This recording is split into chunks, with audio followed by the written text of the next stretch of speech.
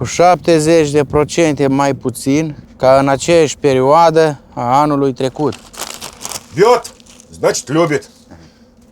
Eu interzis vinul, carne, fructele. De pildă pierjele. Da, pierjele.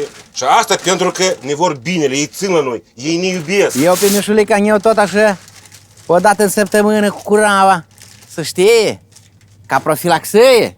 Și asta tot din dragoste.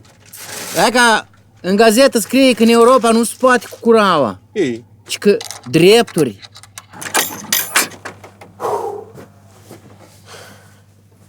Și în genere, acolo oamenii fac toaletă în casă.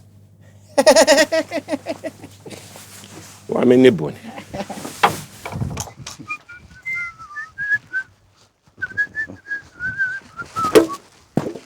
Filtrează informația. Gândește limpede.